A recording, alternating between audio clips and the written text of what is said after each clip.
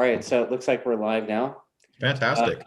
Yeah, so good night, everybody. Tonight, I'm here with Giacchetto from the Westby racing team. You might recognize him as the fat guy walking around the paddock. So true. And I'm Dustin Coiner from TrackDaz. I run the Southern California Track Day program, all up and down the state, really. So, yeah, what's up, Chuck? You might recognize. Oh no, dude, turn your volume down, you rookie. I know it. I'm a rookie. Like, I was making that mistake like when I first started doing this with Richard.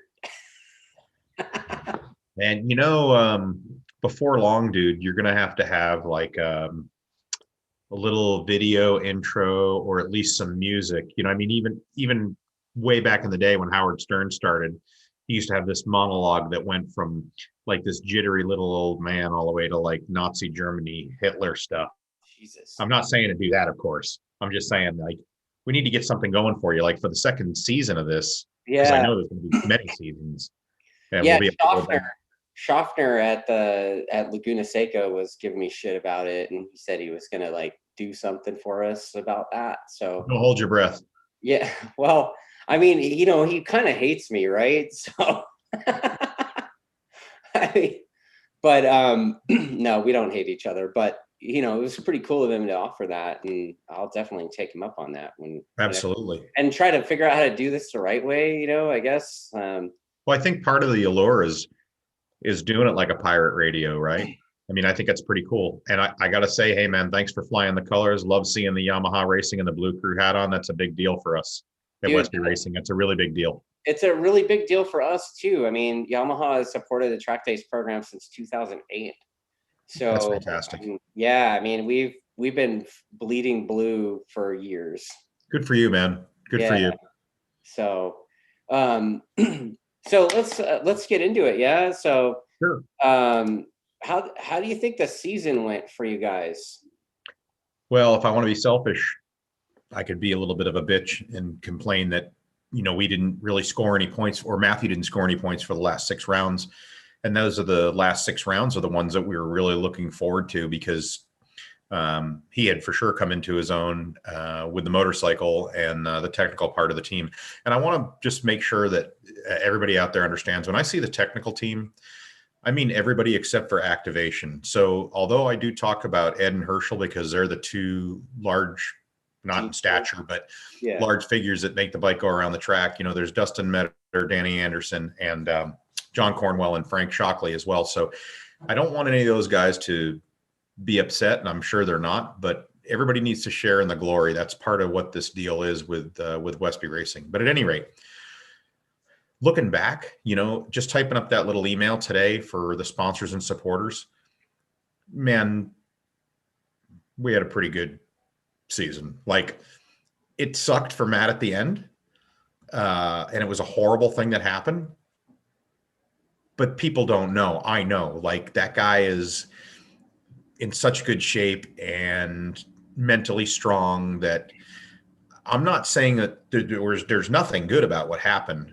But I mean, even just the other day, he showed up at the shop, on some crutches, and he still looked amazing, dude. I mean, like, he's still going to the gym and everything, and his fiance Kiara is helping him. I mean, yeah, the season was, looking back at it, boy, there was a hell of a lot more positive than there was negative.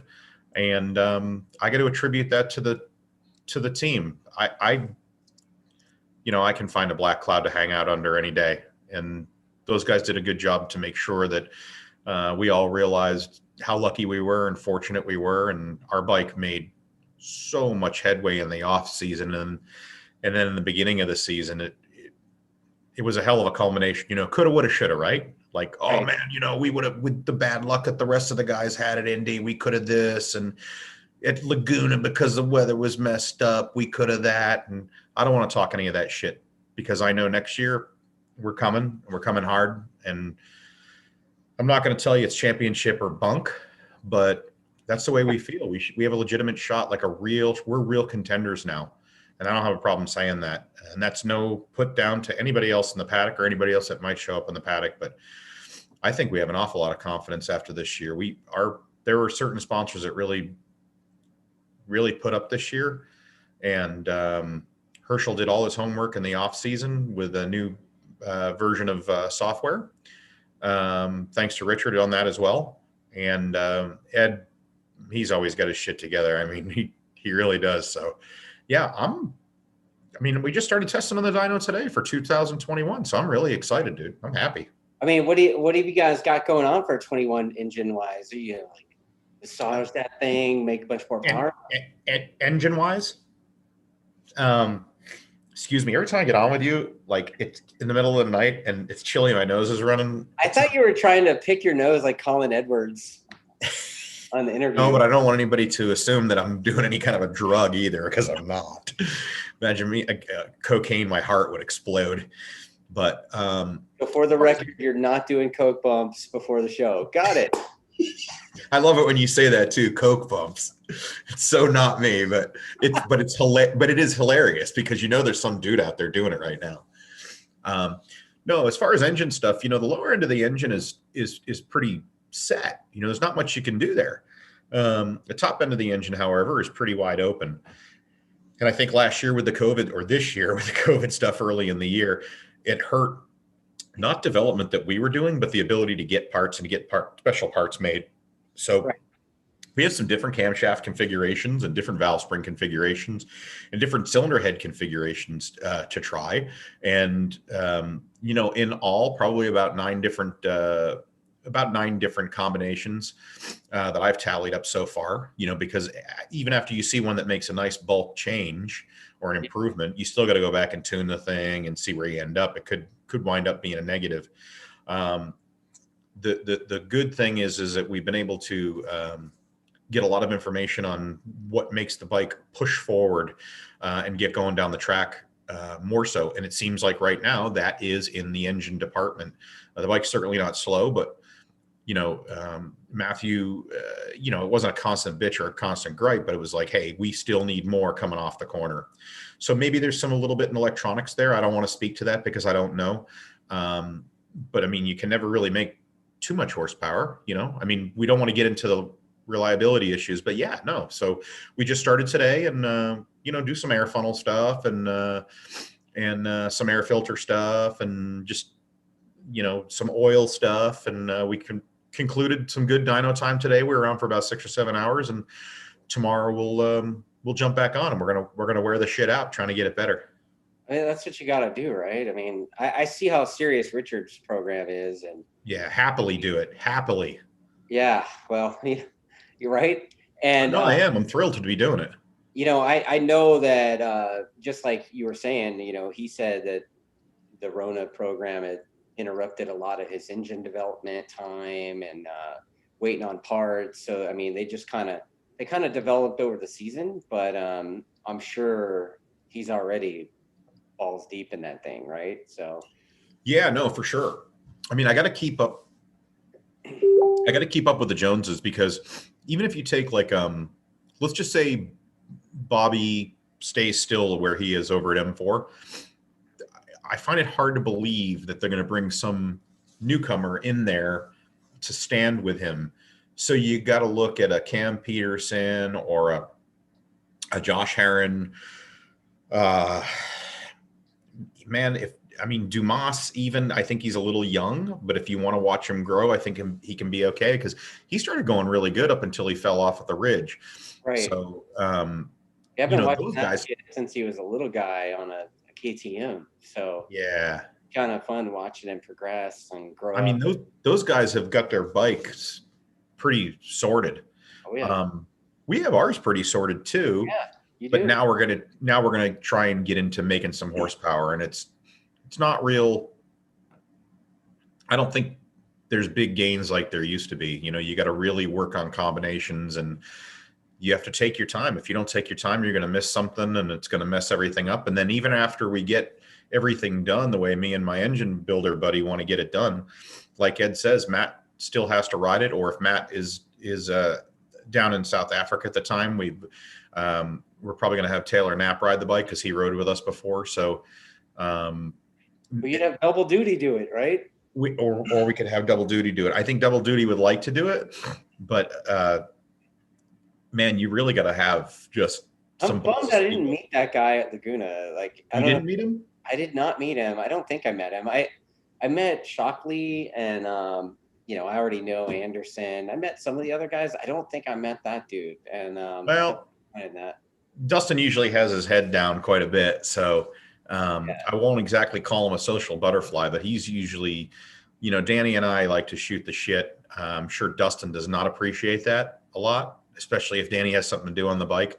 But no, both guys work really well on the bike. But he's a man of few words, and he's always got his head down, just like Danny. So again, man, back to the testing. Like I'm pumped, dude. I mean, get paid to do this stuff is fantastic. This is a really fun time of the year for me, especially where the chassis stuff is mostly done, just refining it. So you said Matt came in on crutches. So Yes. like he's how far out before he's riding motorbikes again? Well, do we want the truth, the whole truth, and nothing but the truth? Yeah, that's all we're here for, man. Okay. So he's probably already riding, isn't he? Yeah. In that crash, Matthew actually thought he broke his femur when he first had the off, and I was surprised about that because I didn't think about it, to be honest with you. What ended up happening is he took a really high impact on his right leg just above the knee, and it caught the inside of the curb, is what it looked like to me. What it ended up doing was rupturing that muscle that attaches the patella, the kneecap. So it was pretty much severed. So they had to go in there and clean that all out. I mean, it wasn't a big mess, but they had to sew that. And so he can only have a range of motion. I think he's probably 10 or 12 degrees by now. But he only has just a slight bit of motion in there, obviously, because there's hooks in there. They actually put hooks in there so the tendon or the muscle can regenerate itself. When he came by, he had already been to the doctor 3 or 4 days prior. So he got all the stitches and staples out and they cleaned it up. And man, I'm surprised, dude. It looks really good. Like there was no swelling on the knee, even not that he's going for style points or anything, but the knee looked really, really good. I didn't see the foot because he had a boot on. Okay. But he and Kiara did say that came along well too. So as you move farther on down the leg, everybody says, well, he broke his ankle, he did this and he did that. I don't want to say it was an ankle break. Where the tibia and fibia land in that bone on top of on the foot, it's underneath the pad is what broke, and it broke into, I think, 3 or 4 pieces. So when they first looked at it at the hospital, they're like, oh my God, this thing is destroyed. We can't do anything. And then Dr. Jim saw the x-rays and he's like, no. So he said, Matt spent the night there at Methodist. And then in 2 days, they kicked him out and Jim got him in over at Dr. Weber's place, who is like the foot guy in the world for motorsports stuff. And he looked at the deal. He called me, actually his PA called me, and I spoke with him for a few minutes as Matthew was getting prepped to go in.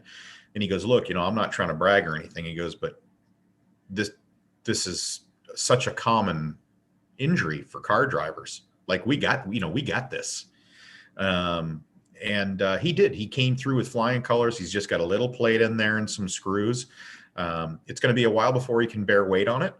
But what we're looking for, or I shouldn't say what the doctors and Matthew are looking for is a complete rehabilitation. Nothing like, oh, you're only going to have 15 degrees of movement, or when it rains, you're going to be all fucked off. Or they're going for like 100% sprinting, running. If you want to race marathons, go for it. He wants to be back in 100% health. And when I saw him the other day, dude, he came in, and I don't know if he had just come from the gym or whatever, but dude was totally just ripped to shreds as usual. I mean, you couldn't tell he's been sitting since October 10th. He hasn't been able to even, he can't put any weight on that thing. Right. So they're saying 10 to 12 weeks from the incident. So like I was saying in that newsletter, you're probably looking at the middle of January, which he's all pissed off about. But right.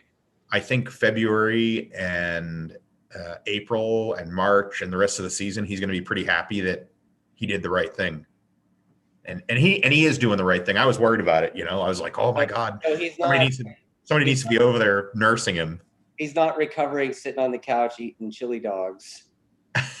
No, dude, he's a maniac like that. Like every once in a while, I used to see him cheat with like a Frosty from Wendy's or a bag of Skittles or something or some Starburst. But Matt, he really, his body is his temple, man. I always speak highly of him in that regard, and it is the truth. He's the most fit guy in the paddock. I don't care what anybody says. Yeah, I think Gagne is about that same way. No, he's not. Well, actually, Gagne is gnarlier, I think. No, he's not. He eats granola, and that's it. Those dudes are fags. You said it, man.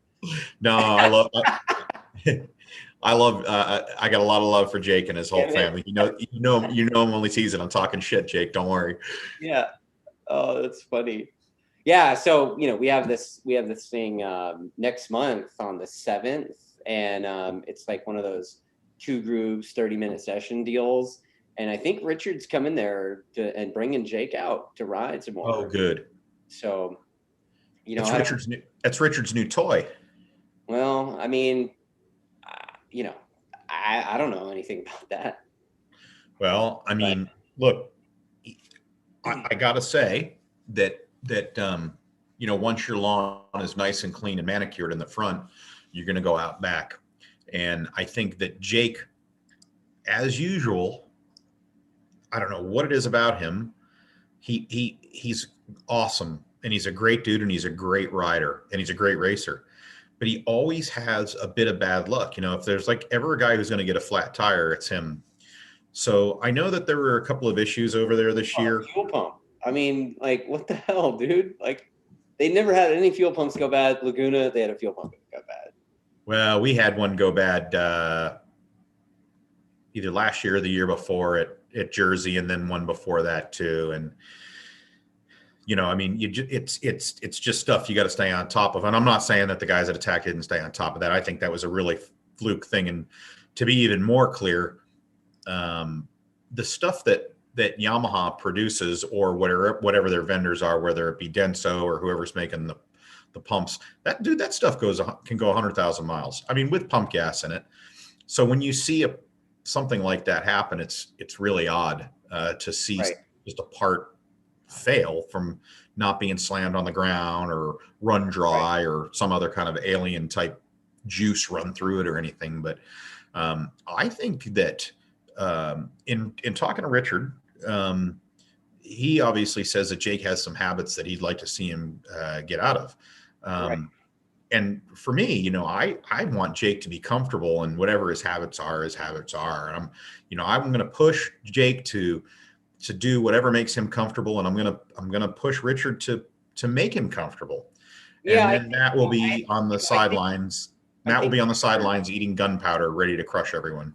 I think Richard, his entire focus this year, obviously, most of his energy was spent towards his rider, Cameron Bobier, this year, right? So, he didn't really get to spend a lot of time working on Jake's electronics or whatever it was. So maybe this will be like Richard trying to see what he can do to make the electronics work for Jake's aggressive, violent style. Yeah, well, I don't think that I say he's his new toy. I mean, that's what a quarterback usually says about a great receiver. So I shouldn't say that and just say like Jake is a second string or not, because he's not.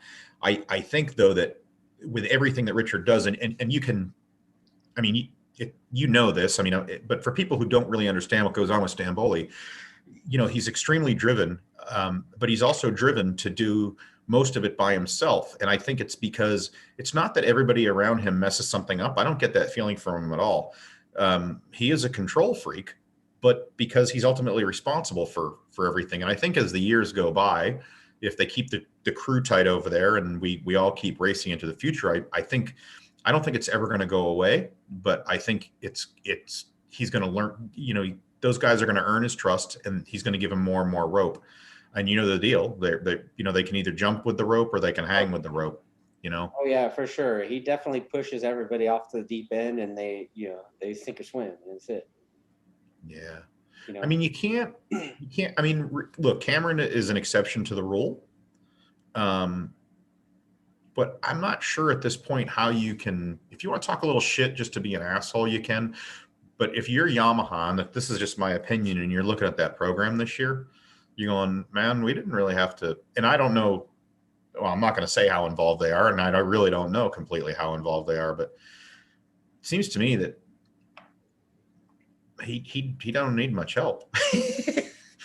Yeah. You know, I mean, I know you have, but he does a lot, you know, and why would you, why are you going to mess with, you know, I think if there are a bunch of problems, you might have to step in as being a senior advisor or something, but I don't think anybody can really complain too much about what those guys had going on over this year. Now, I don't know everything that went on over there by any means, but I got to tell you that they wound pretty fucking tight over there. Those guys, they all did a pretty good job, you know? Yeah, I think on that, I mean, I don't know all the details or anything like that, but I'm pretty sure that those guys pretty much trust what Richard's doing is working. So, well, for sure, but again, right? There's guys over there that came over from YMUS, and there's so they have their own thought process, and they were there for a long time, and they were doing it the YMUS way. And I'm sure there is some of the YMUS way that Richard employs, but at the end of the day, it's the Richard Stamboli and Attack Performance show. So way about like, and it's the I want to win way. So. Yeah.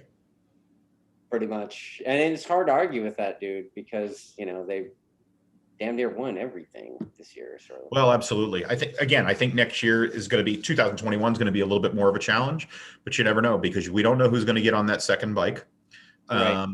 And I won't lie to you. We have seen riders go from being pretty darn good to being lights out. God bless you. To being lights out in the change of one weekend because something happened, let alone a complete off season with training and testing and making the bike, you know, more for him. So I think you gotta watch out. You know, if Bobby stays with that team, you know, I mean, he's going to come out swinging, right? Absolutely. And, you know, you mentioned a few other names. So now that you're saying about the empty seat vacated by the gigantic shoes, who would Chuck Giacchetto pick to be that? For real? Yeah. Who would you, if Richard's like, you know what, Chuck, I'm too busy, you figure it out.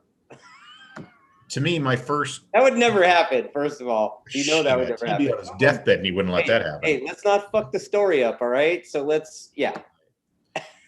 So, as far as I know, Richard has a 2-year deal with Yamaha. So 2021 essentially is a contract year for him.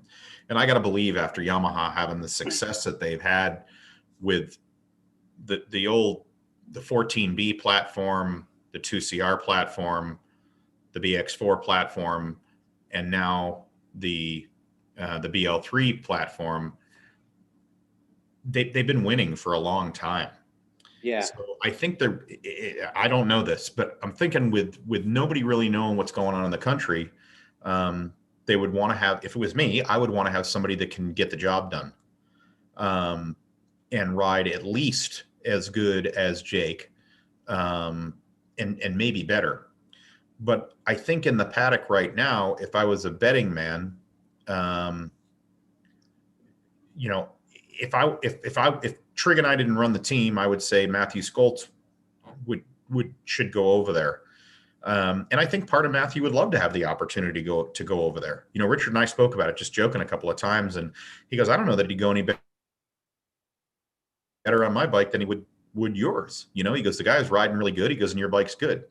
But with Matthew aside, I got to put the most logical choice for me is Josh Herron. And the reason saying is do I think Josh is on top of his game right now? No. Can he get there pretty quickly? Yes.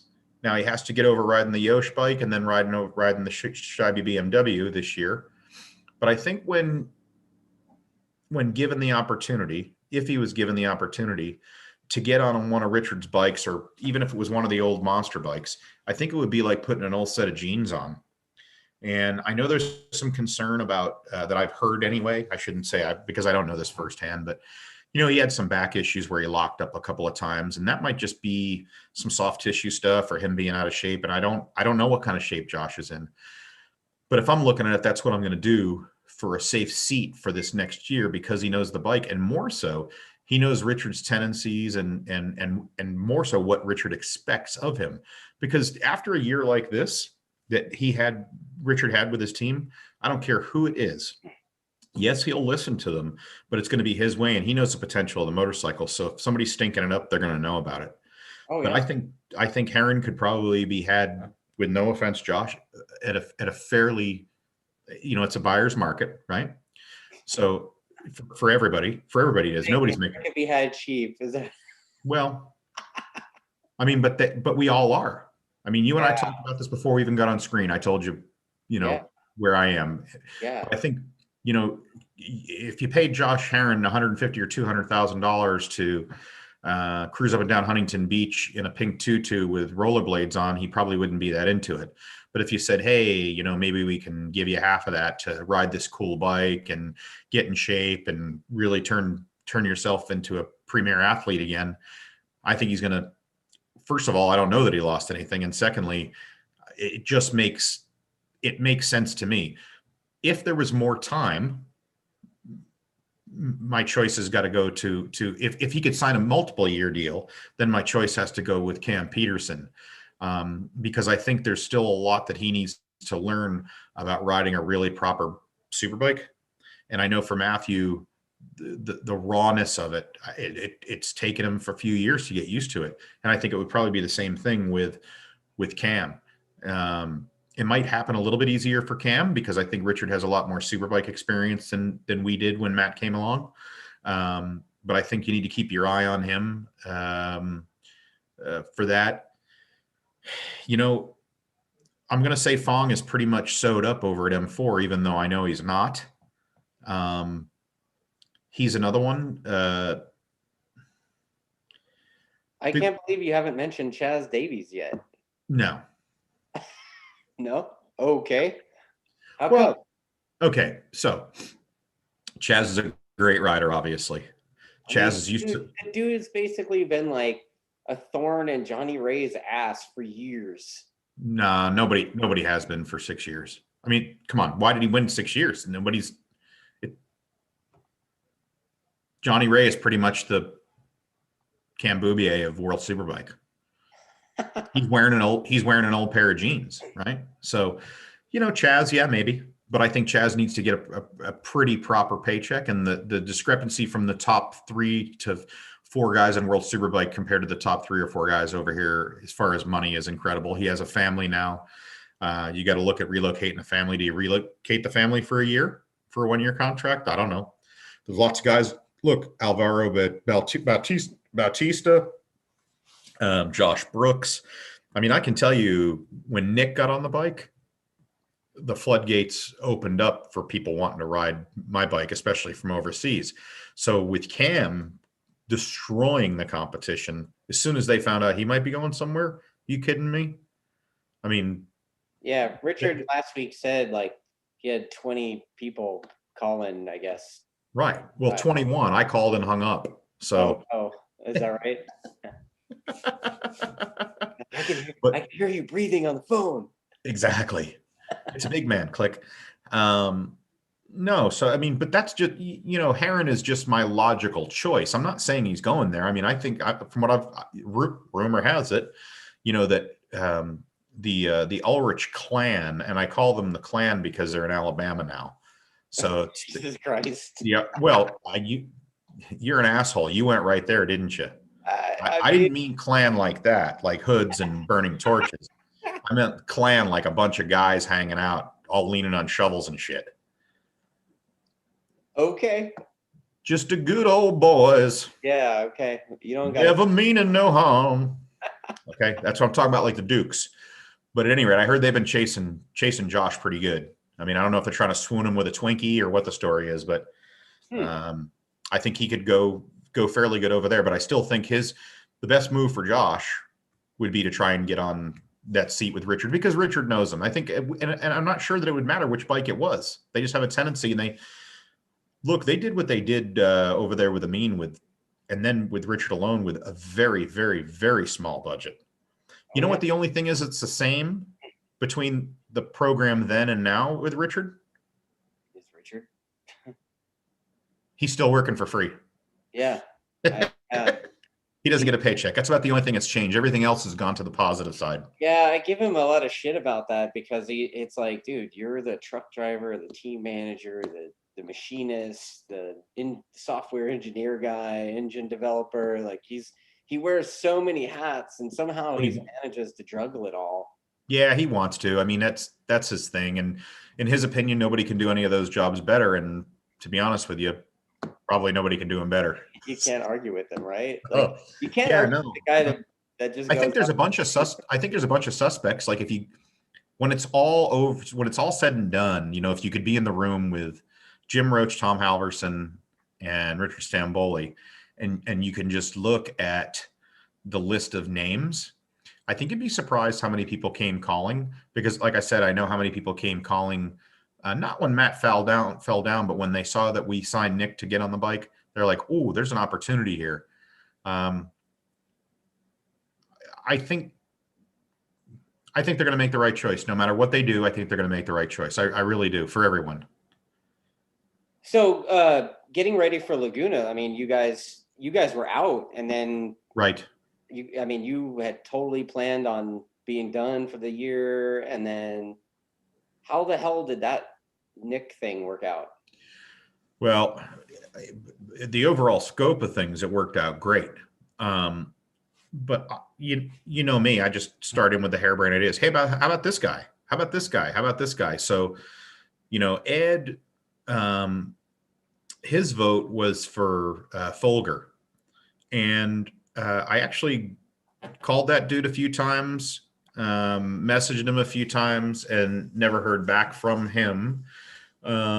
I did hear through an associate that it somehow came up in discussion. In order for me to move forward, it would have been like a deal where he had to bring his own Sparky and his own crew chief. And while I respect that, it's not even really worth talking about, because I'm not going to ask Herschel or Ed to take a seat while somebody else comes in and works on their shit. And, you know, and so who knows? You know, I talked to Marvin Fritz. You know, I mean, if you want to talk about guys here at the local level, I mean, I had people say Escalante. I had people say, I had Andrew Lee say Andrew Lee.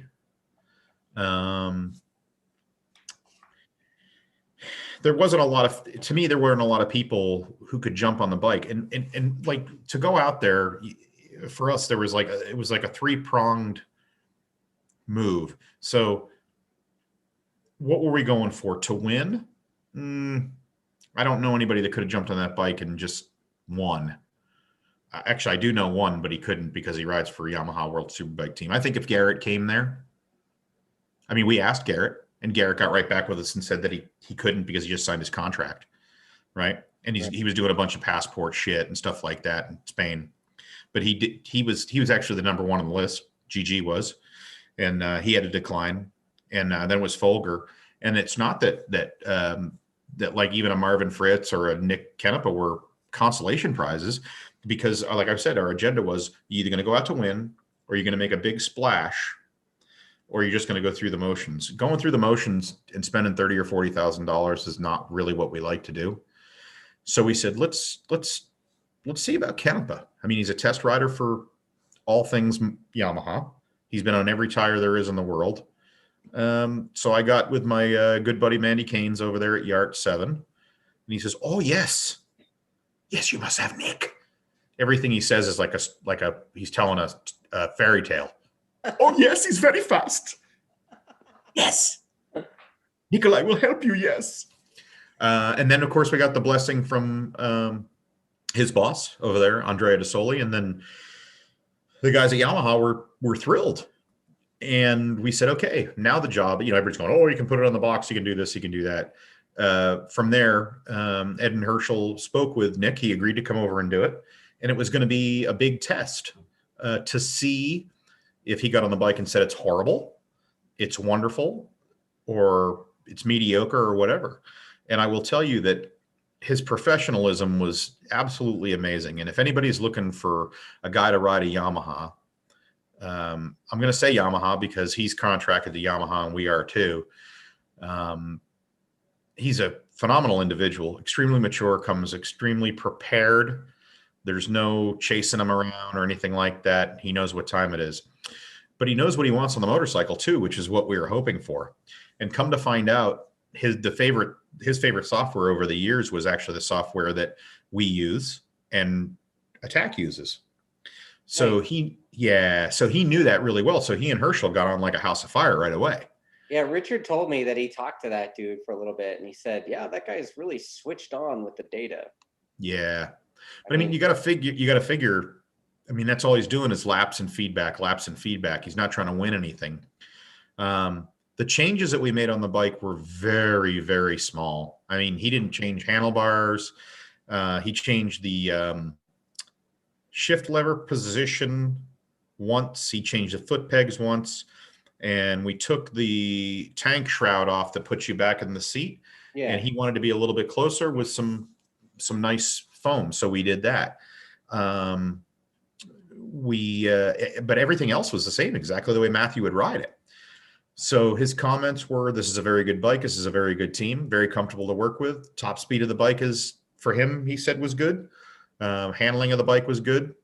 Said we lacked in a few places, and I think some of that is experience in regard to the engine performance.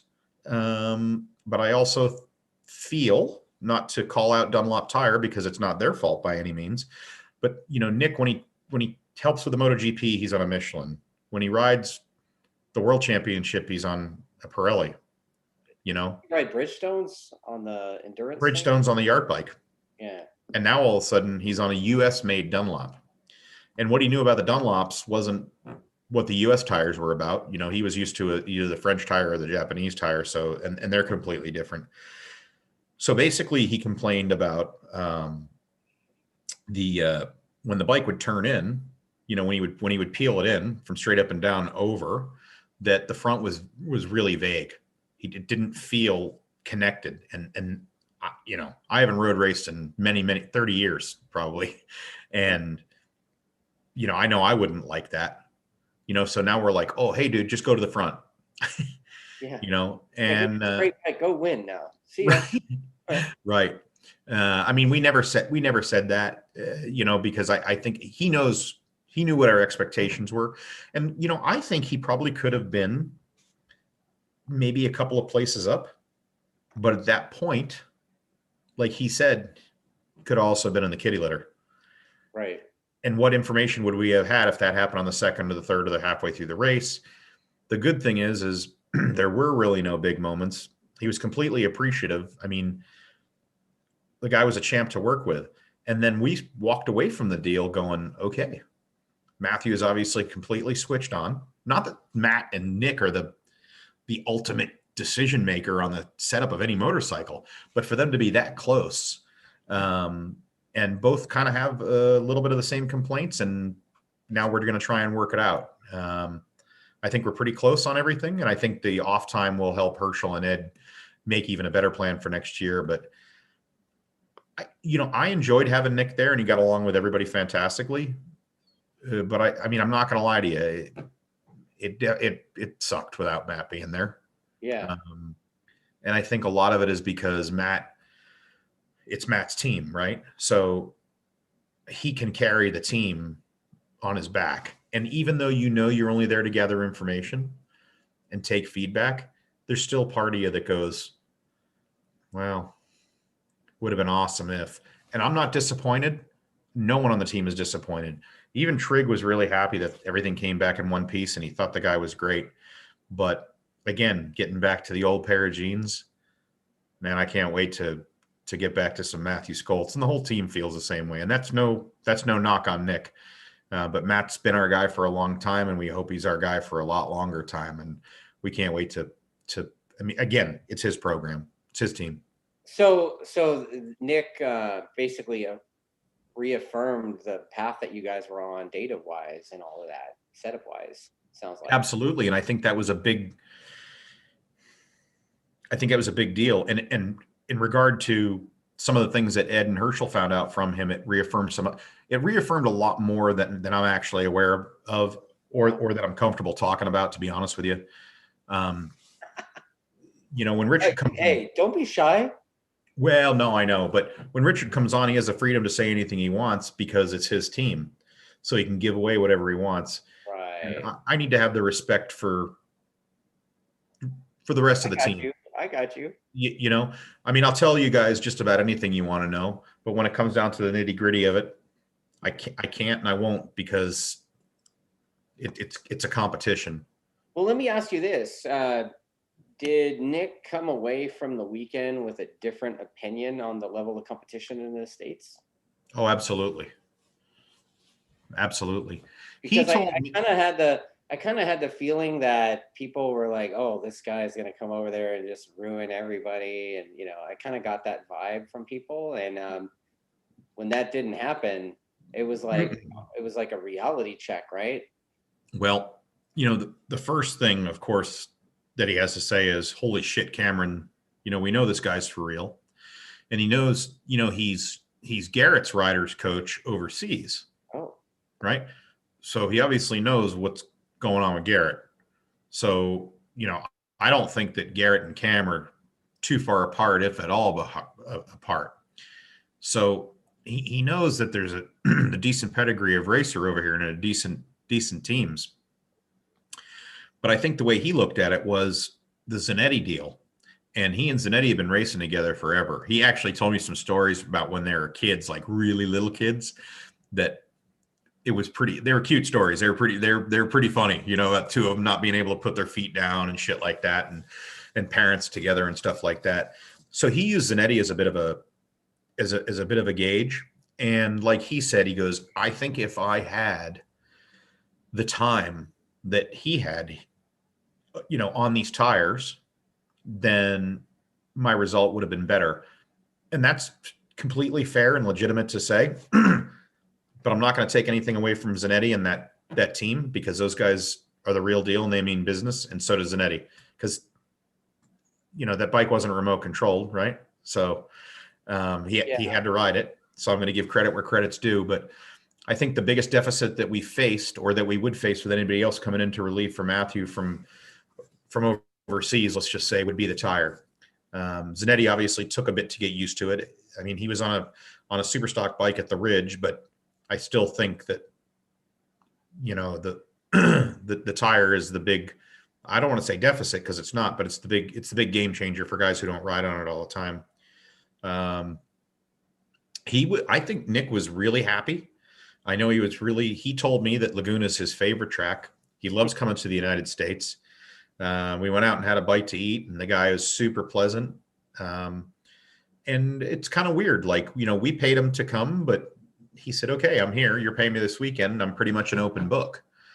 And I had plenty of questions for him, but there were times also when he just kind of held court in the garage, because they're different stories. Just like when Matthew first came over, we wanted to know everything that was going on and how everything worked in South Africa and in Europe from when he rode over there. So I think we exchanged some stories and things like that. But no, he had a good go of it. And to be honest with you, I'd have the guy back in a second.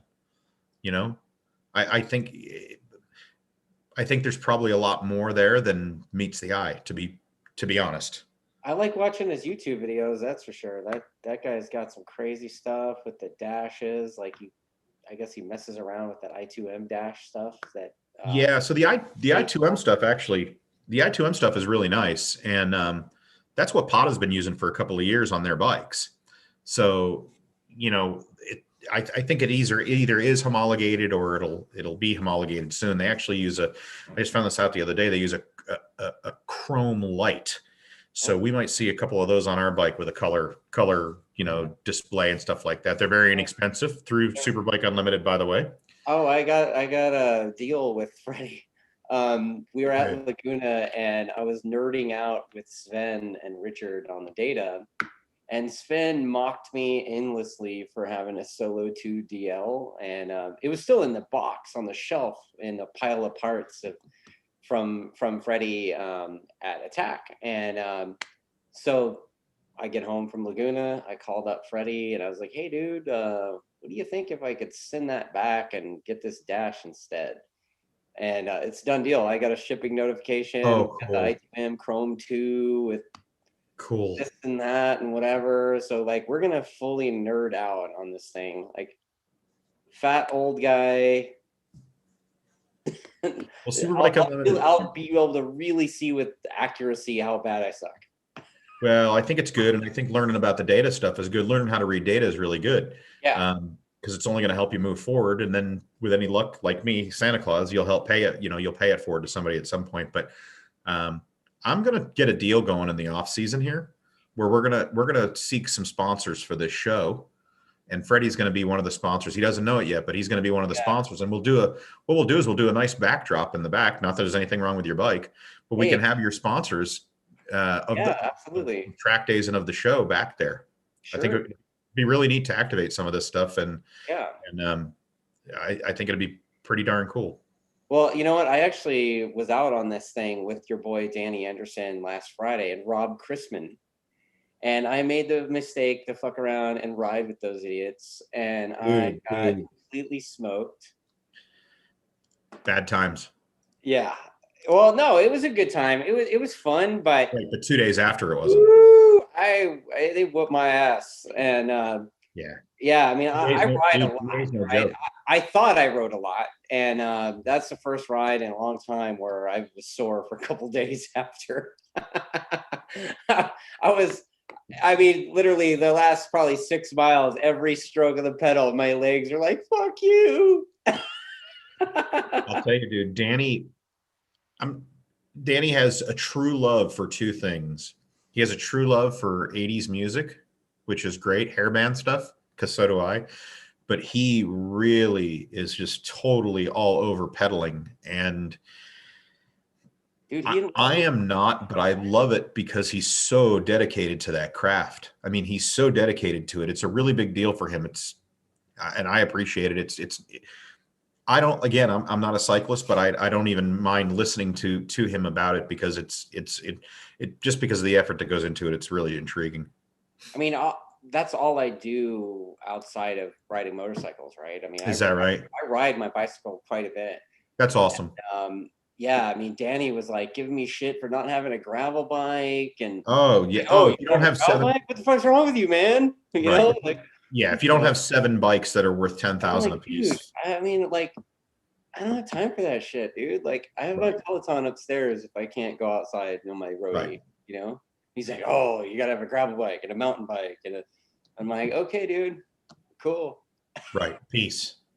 Yeah, so that was a good time for sure. And as far as Freddie goes, I mean, I'll tell you what, that dude is definitely super into the sport. And I think I told you about this a while back, and then I kind of teased it a little bit on with Richard, is that new race series I'm working on with a couple of partners. And I hit up Freddie and I was like, hey dude, you want Superbike Unlimited to be part of the deal? And I gave him some of the details that aren't public yet. And I don't know, maybe we'll have another sponsor of some sort with that dude. So we'll see. Exactly.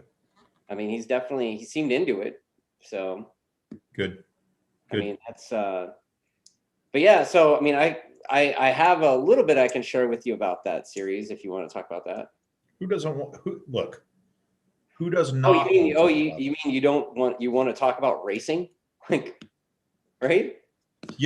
Part of you hosting this thing, there is a bit there is some elite value to it. Myself and Richard have really been the staple of the guests that you've had. I mean, I know Kyle bopped in, which was great to hear from him. I didn't even watch the interview. That's how much I care about Kyle Wyman. In your face, Kyle. But you can talk about whatever you want to talk about. And I think talking about CRA is A-okay. Oh, okay.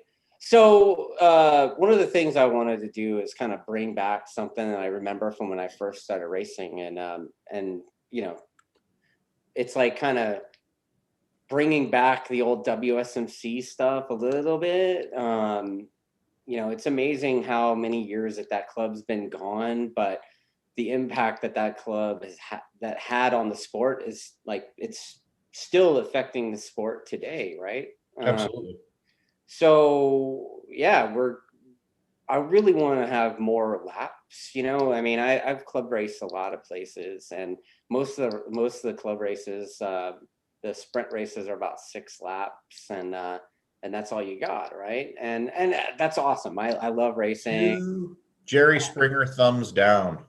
So we have the GT, the Grand Touring classes, GT classes. So if you're on a 600 or 1,000, you're gonna get a green flag thrown at you, and you're not gonna see a checker until 20 laps.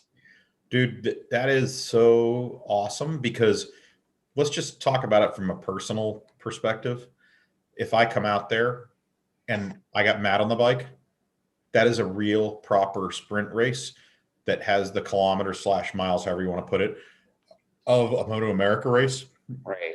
Now we're talking, you're going to learn some shit. Yeah. So, and then the twins, if you're on like a twins cup bike or whatever, or a 400 or R3 or something, you guys will get 16 laps.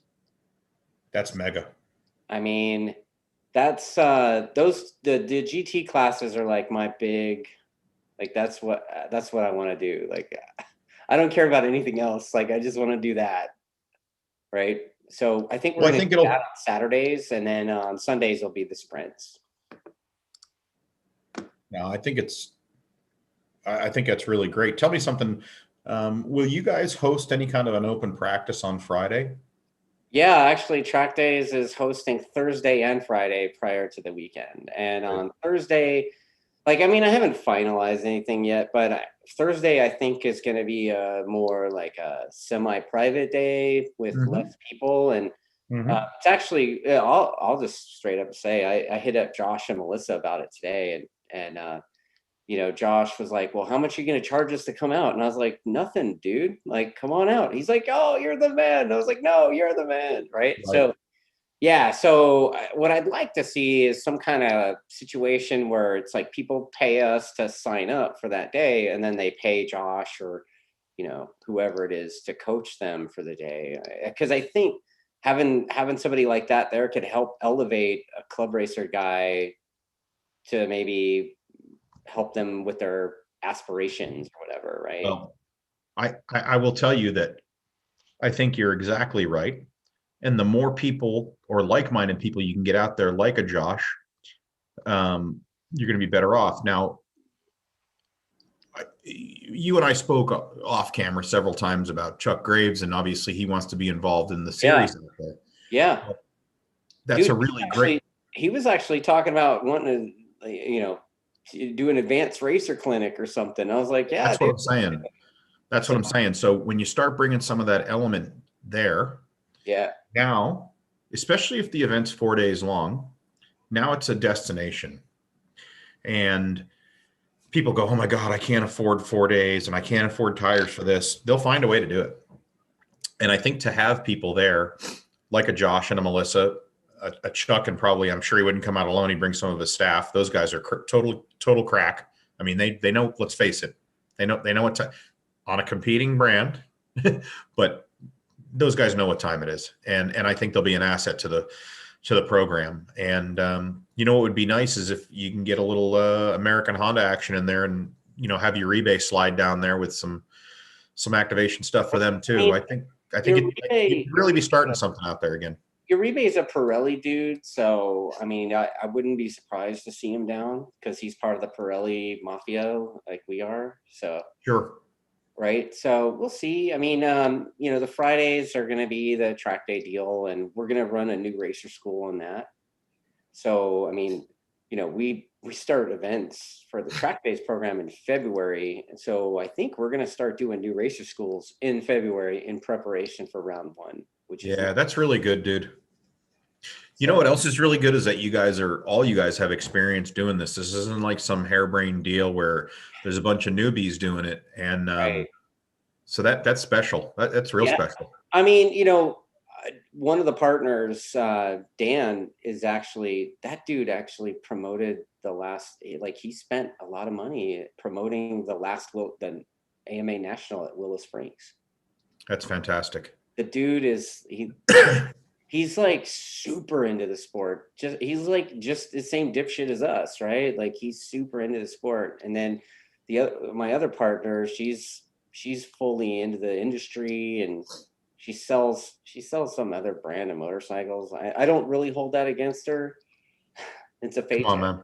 right? But she's a Pirelli family as well. So we definitely have something different, and I bring to the table experience working with, I helped with WSMC back in the day, and obviously I helped build that other club, and I mean, so it's only right to be that entrepreneur type. And Well, I think you're coming into it at the right time, at the right facility with the right people. yeah. But the announcements that you've been making about some of your staff and things of that nature are really exciting. And for people who don't know, it's a really big deal to have.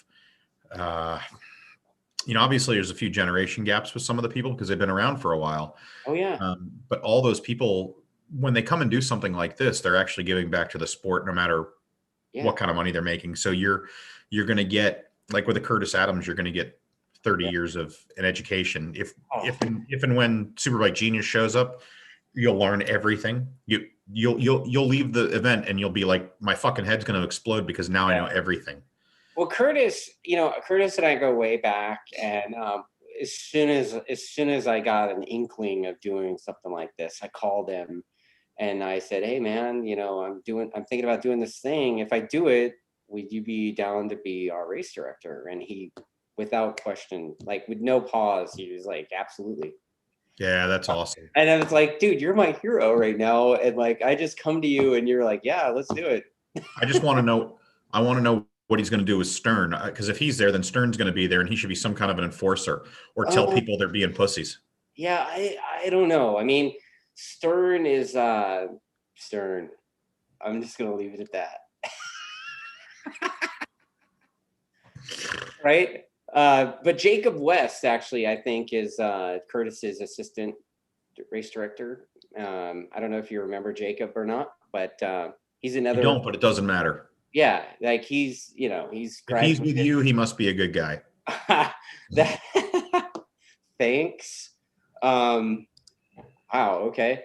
I don't even know what to do with that, but yeah, Jacob's a good dude. He's he used to work at Richards back a million years ago, and he was another one of those Willow WSMC guys, and it's crazy that all these years later, like I said, I mean, just the impact that club had. I mean, we all out here, we all kind of started there, and the effects of it are still It's the same kind of impact that Loudon had on the series, on guys coming into AMA Pro, and it's the same thing that Evelyn did at Wera in the Southeast.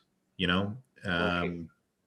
Those were the three big regions, and I shouldn't forget Henry DeGowan, South Florida, because he brought a lot of guys through as well. But no, there's staples of the community out there for sure, and it's nice to see him still involved in doing what we're doing and not telling everybody to pound sand.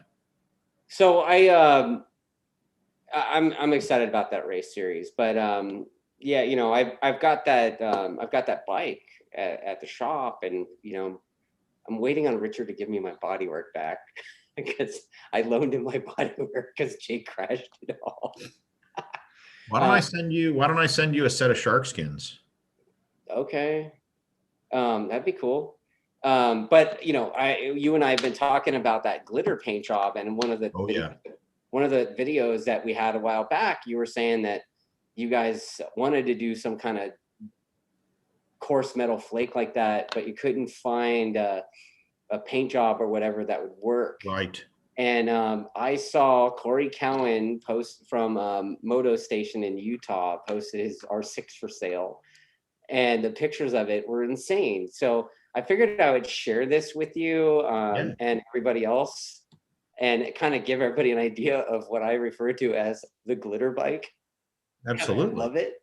Yeah. And, it'd be rude not to like it. Yeah. So let me share this with you real quick. Let's see. It's so good. It's so good. I got to go there first, though. Okay. Yeah. There we go. Are you seeing that?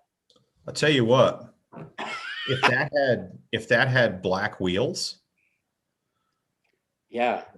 black, Here's a better angle. I mean, look at that. yeah, That is just awesome. I just yeah, love that. that's bass boat. We can't let Trig Westby see that. No, Or, we can show Trig Westby. oh, he is, dude. I mean, that guy is down with the glitter. Oh man, how cool would that be if the Westby Superbike came out with a glitter gold paint job like that next season? Well, I know that Trig would totally dig it. I'm not sure that the management at YMUS would completely dig it. Oh, well, there's that. There's that. I mean, that's awesome. So, I talked to Matt in Color Zone, and I mean, he's Yep, definitely not scared at all of doing that. that's But good. yeah, so something like that. That's what I was talking about. It is pretty. I like it. Now, I'm not sure about all the tribal stuff on it.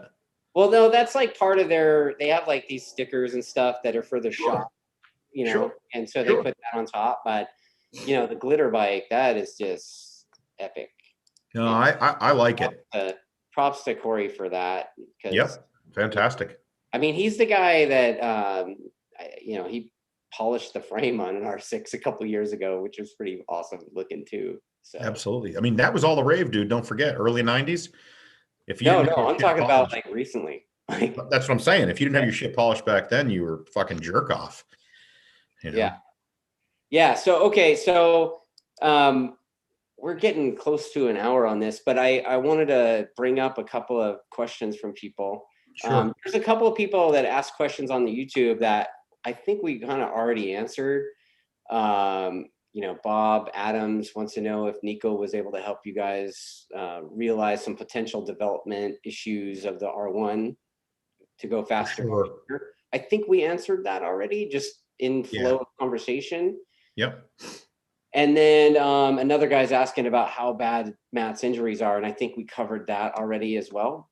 Mhm.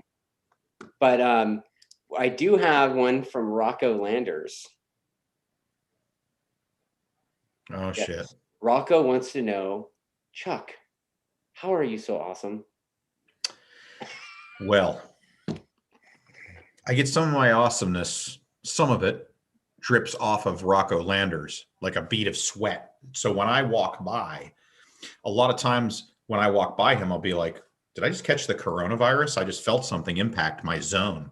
And it's just some of his awesomeness that bleeds off onto me. I'll tell you what, his dad insists that he's going to Moto 2 and to Europe and stuff like that. Yeah. But I would love to see that kid stay here and do the business and then move when the time is right to move. And I mean, who knows when the time is right to move? He's special. He obviously grew a lot over the winter, and I think he's still probably going to grow some more. But the bike control that he exhibits is incredible. And, I don't want to call the kid a phenom, but they work hard. Oh, Him and the dad and the mom and all the brothers and sisters, they're like the Clampetts over there. I don't know how many of them there are. They another one, you crack a beer and then one comes out of the beer. Group. Yeah. I mean, there's a bunch of them.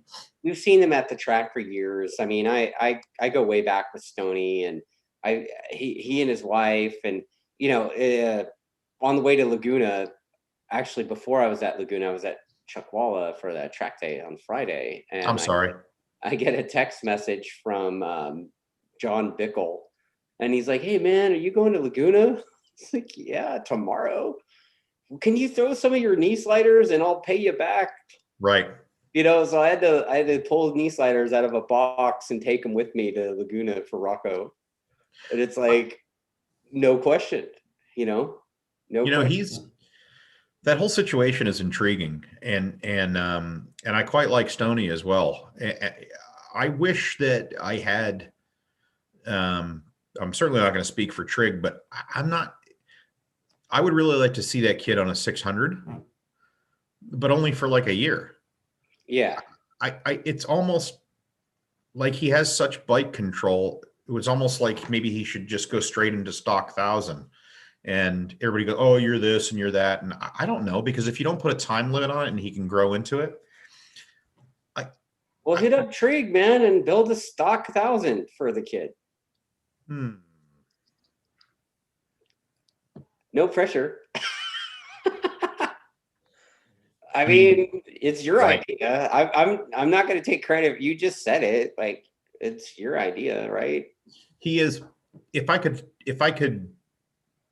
attach, if I had one choice for the future and I could attach myself to that, just say for 2 years, I think it's worth it to dig extra deep in a proverbial pocket to try and make it happen. Like, I think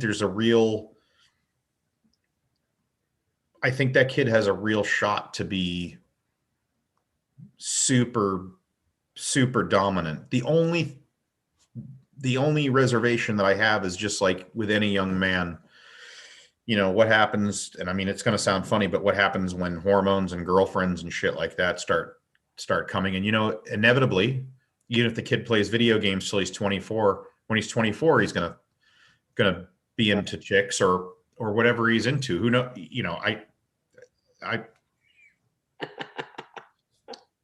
yeah, but you know what I'm saying? Yeah.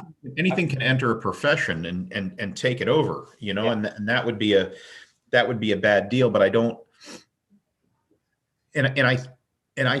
for me, if it was my team, I'd want to take Stoney as well, because, and I'm not saying that the guy's a complete genius. I don't know that he is or he isn't, but I know that Rocco really respects him, and Stoney won't let him get away with anything. Like, if he needs a slap or something, he's going to give it to him. Not the kid does. I don't know him that well, but I think that kid, there's times where he wills things to happen too. And I don't know, the motorcycles are starting to become like an appendage of his body. You know what I mean? He's very comfortable on most everything. You saw him. I mean, you see brilliance with that kid everywhere he goes, right? But I mean, watching the Ridge races, and he was basically hucking the bike sideways, like full steering lock sideways, going into Lombard Street, and would rip down the hill anyway. Like, I know. I mean, I know, and that's there was a time when Stoney was like, there's nothing we can do because of his age. There's nothing we can do. And I'm like, just bring him back and do it again. Just bring him back and do it again. Bring him back and do it again. yeah. I know there's some teams out there that are seriously interested in him, but it would be neat to see them get some funding to keep on doing it on their own. Or, I mean, don't get me wrong. Like I said, if I had the money and the Superbike program was well on its way, I'd love to do something with him just to have my name attached to it. I think he could, regardless of whether he goes overseas or not, I think he could be one of the next really big deals, like a real threat all the time, every time he's on the bike, and it seems he's so into riding, and that's what's really exciting is he wants to do it, I mean, I rode with him a couple years ago. I rode with him at Buttonwillow, and I had my GoPro on, and I'm on an R1 and he's on his 400 race bike, and I'm like, holy shit, this kid's yarding me through the corner, like, the hell? Like, right. and watching him and like seeing the way he behaves on the bike, and when he takes his helmet off, I mean, it's the only other person I've seen that looked like that was like 20 some years ago on 125s with Valentino, right? I mean, that's the kind of thing I think of when I watch him ride. I just think that, he's had some issues. Obviously, he grew like a gorilla during the off season or whatever, and I'm sure that hindered his Red Bull thing. And then obviously the Corona and everything else. Like, I know they missed that last round of, I think, because of the COVID test or something they had to get. I mean, so, I mean, I don't know what that's going to do towards his chances over that side of the pond next season, but, I mean, in speaking to Stoney, I'm pretty sure that Rocco is is managed or has some kind of a contract with the guy who Cam rides with now at American Racing, that Eton guy. And I've only met him once. He seems like a nice enough fella, but at this point, when you're representing someone like that, if he's representing Rocco, if he is, or he has him under some kind of contract, to bring him up through, I think that he should flex his muscle a bit, his financial muscle a bit, and try and get Stoney and Rocco a program to go on and ride 600s this next year. And I think that could be really cool.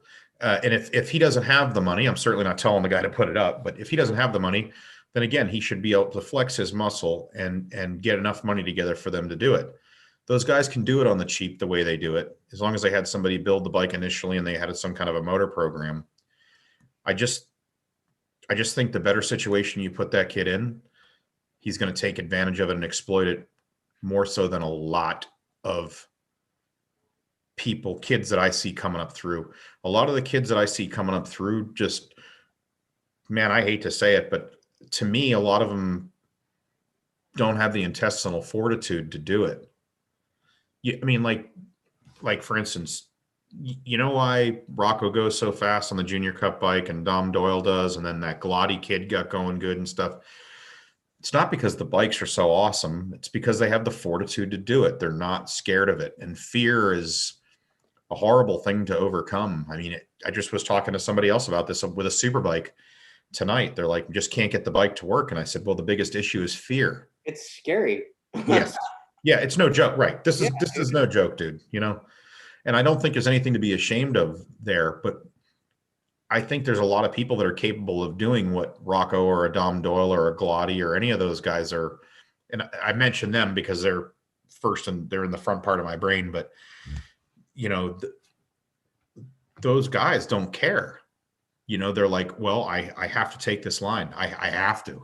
I have to brake this late. I have to hold on the gas that far. And they'll run off and they'll crash trying to do it, and they'll find their limits and learn from there. But that's one of the things that I think with these younger kids coming up, that's what I really want to see. I want to see the fight in them. I really do.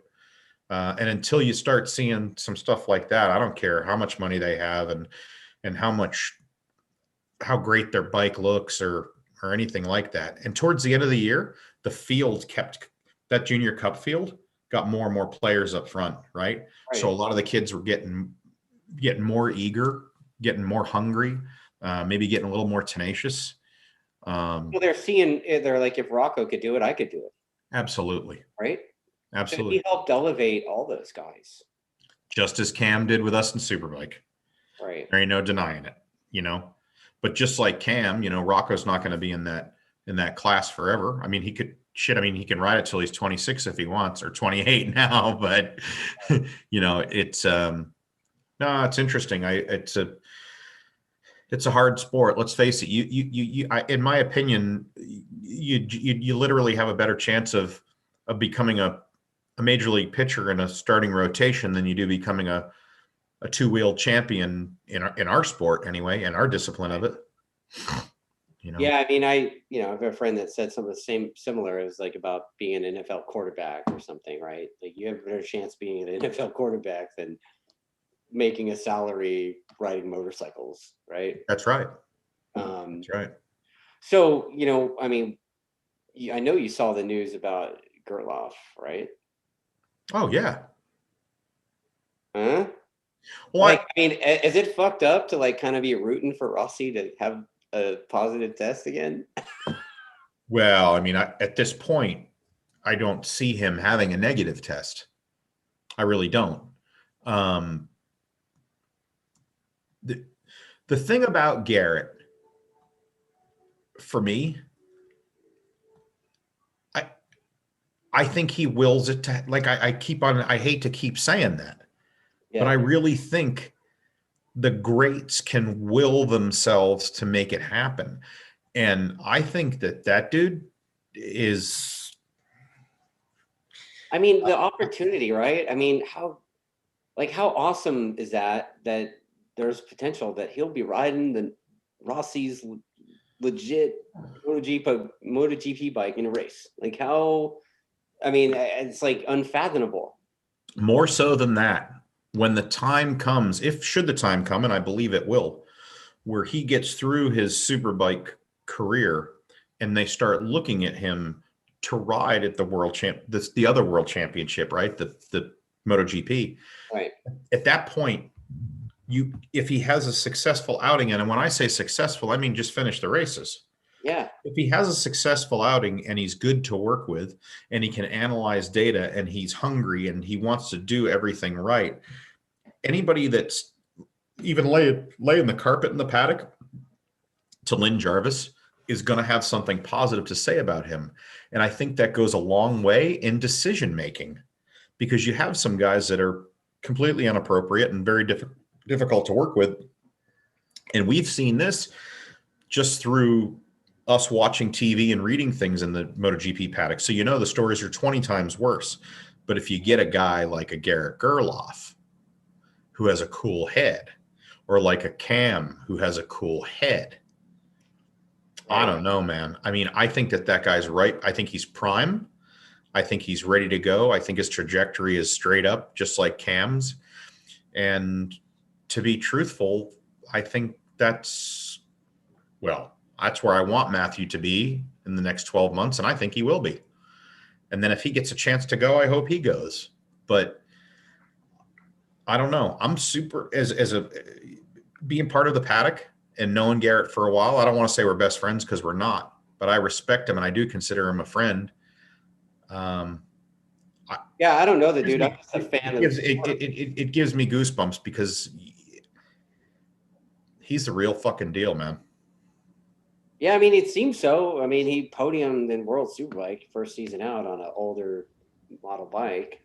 Right. I mean, that's got to say something. And he, he had the balls to basically go over there with nothing and hope for the best, right? So, well, you got to respect that too. And then now, I guess next year he's going to be on a full factory bike on the same team he's been riding. So, Correct.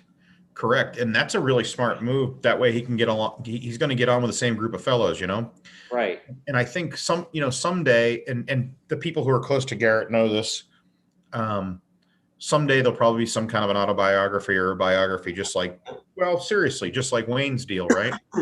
I really think that kid can be world champion, just like Cameron. And they're going to talk about some of the struggles that they had early on. Yeah. And I think when people really see what he did to get where he is in regard to the stepping stone, leaving our paddock and going over there, I'm not discounting anyone that had a hand in it or helped him. He did it on his own to a certain extent. He went over, he learned the language, he learned the lay of the land, and he showed up and went, I'm your fucking Huckleberry. I'm your guy. Just give me a shot. Put me in, coach. And he did, man. He did it. And that to me is so awesome. I would love people to have that attitude and the level that we're at. They have to be that confident to know that.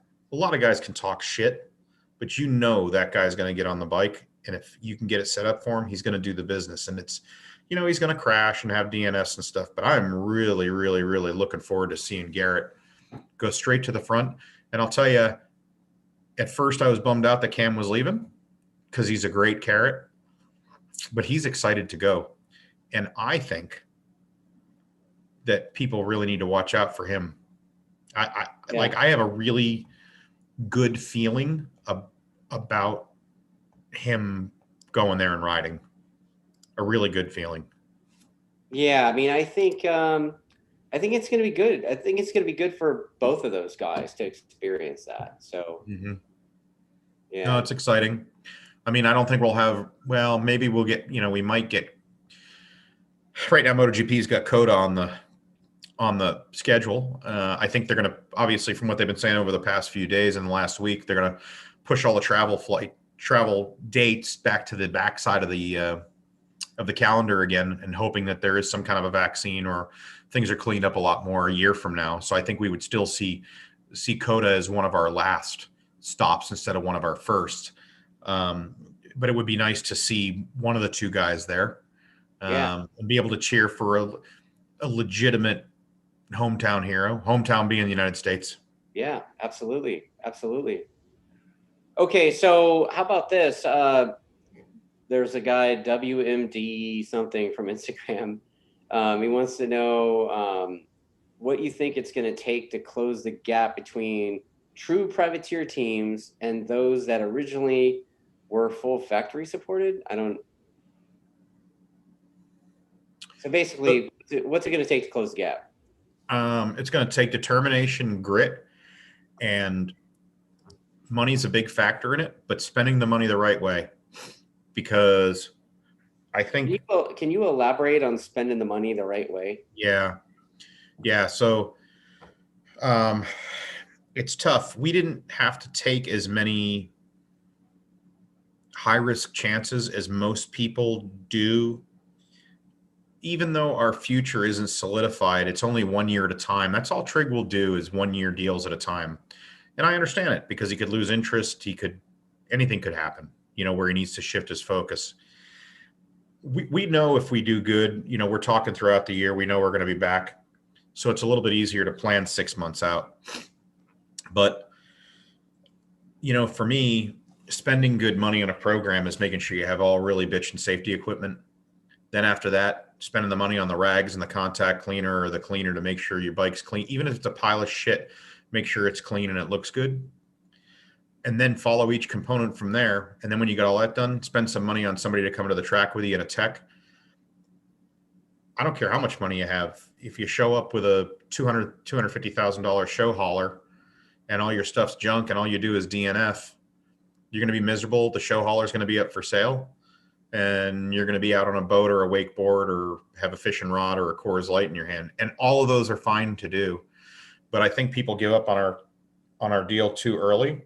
And people are afraid to, I don't want to say we're a victim of this on our team, but we've gone through some components in the past that were pretty good, only to find out that we just should have spent the money at the time. And I think we could have been quite farther ahead of where we are now. Don't get me wrong, I'm really happy with where we are. But I think that a lot of people get caught up in the glamour and glitz of it all. Like, for instance, let's just say a Nolan Lampkin, who's a really good friend of mine, and I've been helping him for a long time. He's starting to come around as a rider, and he can understand data and stuff like that. He's got a new bike, and we're going to help him with it and help him get going. But his dad finally came to me and said, look, money's not getting any worse and it's not getting any better. But the next thing I need for my boy to move forward is a good crew chief or a good A technician. And that's true. And that's going to be expensive because you got to fly somebody, you got to lodge them, you got to feed them, and you got to give him the tools he needs. I think they have all the tools they need over there. And I think they have the budget to do it now. That's a big deal to have somebody in your corner. And especially even if they don't know everything, for them to be honest, because if they don't know something, you can always ask for help. So I think spending money needs to be incremental, and the glitz and the glam. Like I always told Matt, if Trig for some reason decided to stop it all next year, that I would buy a van. I would build 2 super bikes, see who I could get come work on it. And we would just Matt and I would just drive the van to the event because I believe so much in him. We are properly staffed with a lot of glitz and a lot of glam, and we're very fortunate, but it took us a while to get there. There's guys who can do it out of the back of a van and don't even realize that it's the same thing instead of spending all that. You guys are just doing it out of a pickup and a trailer, right? Yeah. Not everybody knows this, but the Westby team does not have a giant semi in the paddock like all the other quote big teams. I'd like to have one, but if you take that initial investment, for a guy like me, I would need to finance something, right? So you're going to finance that truck for how long? I don't know. How long am I planning on racing? Is there a factory who's going to help me pay for it? I mean, it's this massive expenditure. I would like to have all that stuff. I would like to have a turnkey program where all I need is the money to do it, and somebody comes in and buys rides. But when you do that, you don't have any control even over the rider. So the other thing that amazes me is there's some people in the sport that I've met, especially at the lower levels, who expect to get something for free or garner attention from bigger establishments in racing. And I think it's great to walk around the paddock and look at all that stuff. But I've had some parents and some riders alike who go, well, I'm not going to spend my own money doing this. Or more so, I just don't have the money to do this. And I think I've said it before where I'll see the guy in town or something and he's driving like some $200,000 car. And that's okay. You know, or he's got some $4 or $5 million house or just whatever. Right. To me, if you really want to do it, you're going to sacrifice everything. And I have sacrificed everything to do this. And I know other people that have as well. Yeah. I mean, look, you know, even to do this just little race series thing, I mean, I put my whole business on the line, right? Absolutely. I mean, I don't want to talk about it too out of turn, but it's like history kind of repeats itself every 10 years, right? So it's that's right. You know, I get it in my head, I'm going to do this other thing. And then, you know, basically I can't go to that other place anymore. Fuck those guys. And the thing is, like, that's a bummer, you know, I mean, I didn't want it to be that way, but at the same time, I got to keep going forward. So I think the more successful you are, I think a guy like you will give back. But I think at the same thing, when you guys look back 4 or 5 years from now and, you know, you're having your Lowenbrow moment or something like that, or you're pulling your pants, you know, you're cinching your pants.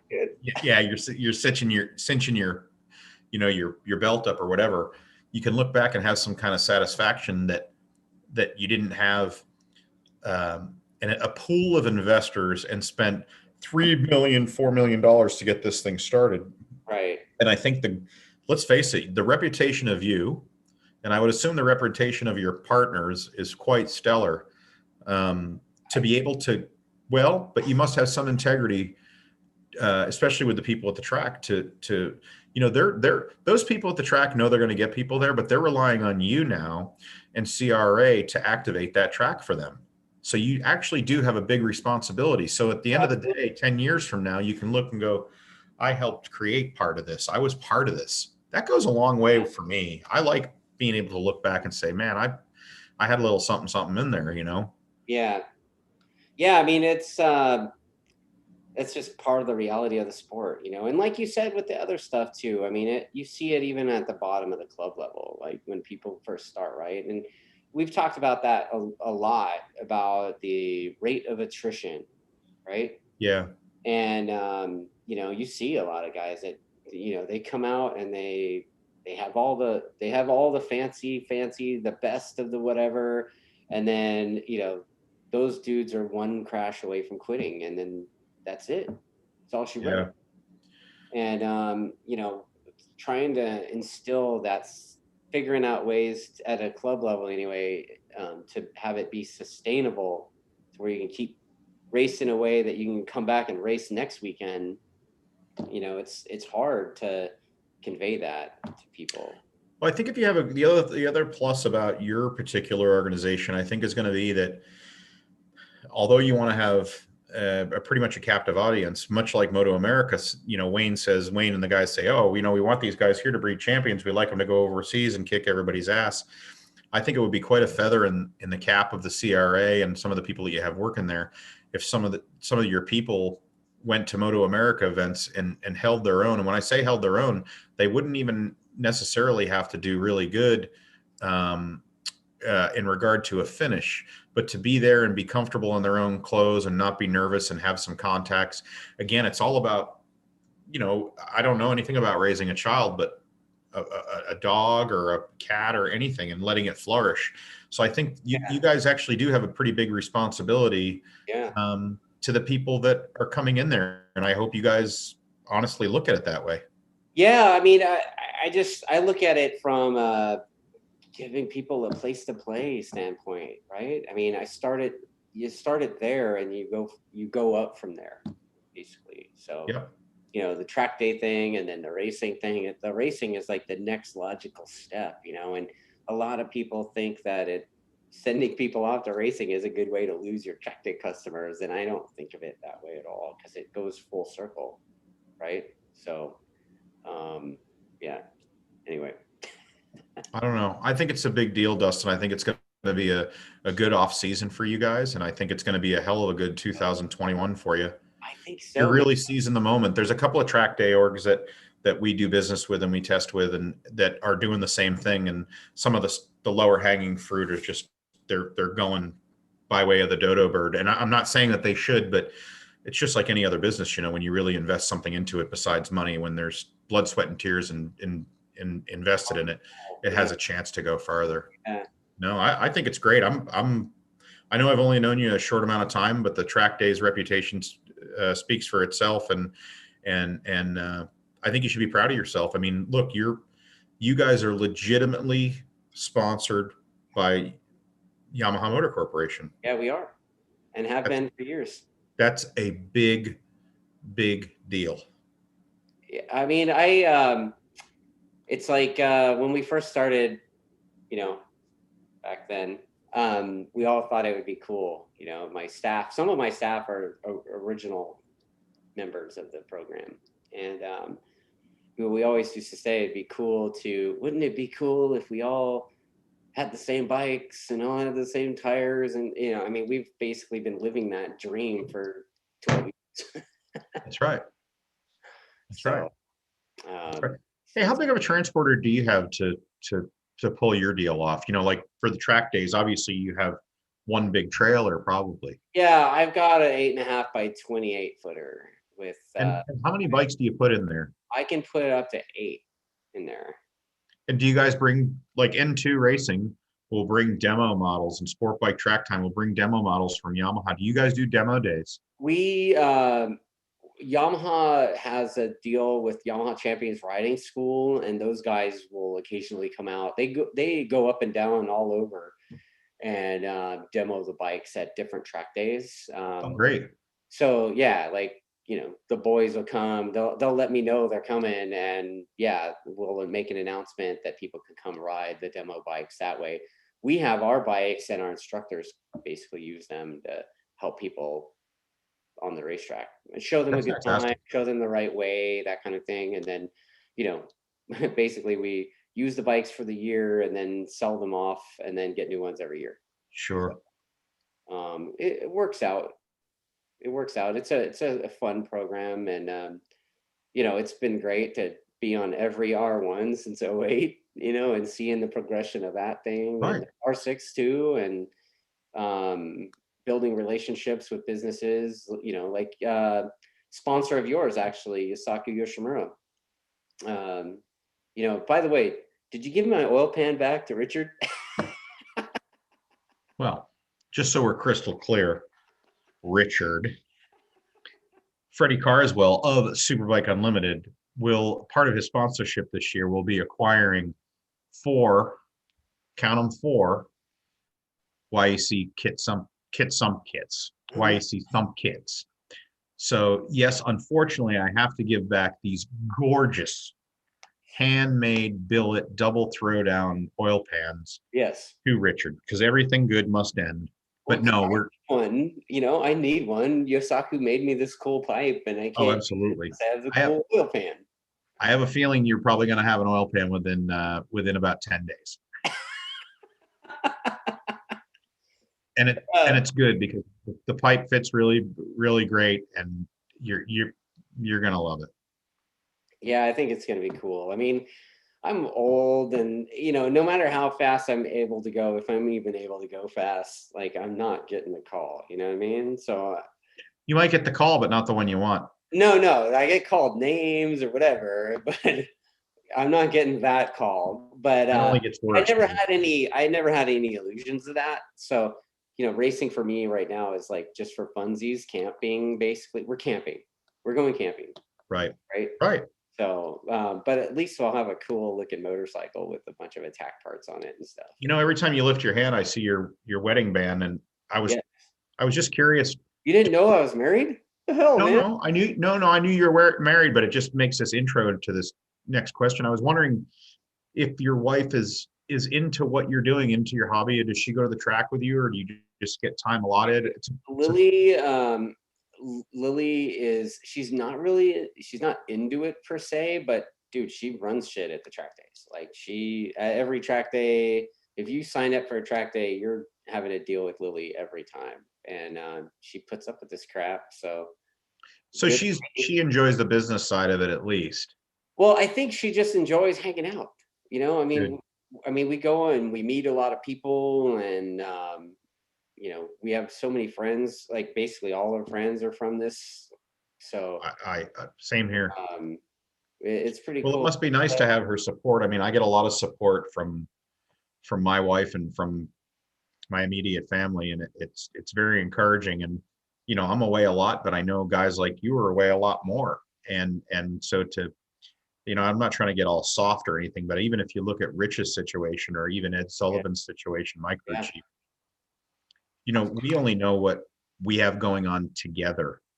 Then right. there's all the late nights and all the other projects that these guys have going on. So the wife really does end up paying the price ultimately. And like I said, man, I don't know anything about your wife, but I was just curious, like, is she got She's at her, every event. She's at every event. It's a that's total good. family deal. We bring the dogs. Yeah, yeah. And yeah, I didn't yeah. know she was in the back of the trailer with her Dustin voodoo doll breaking its neck and, you know, Oh, she is Latina, so she might be right.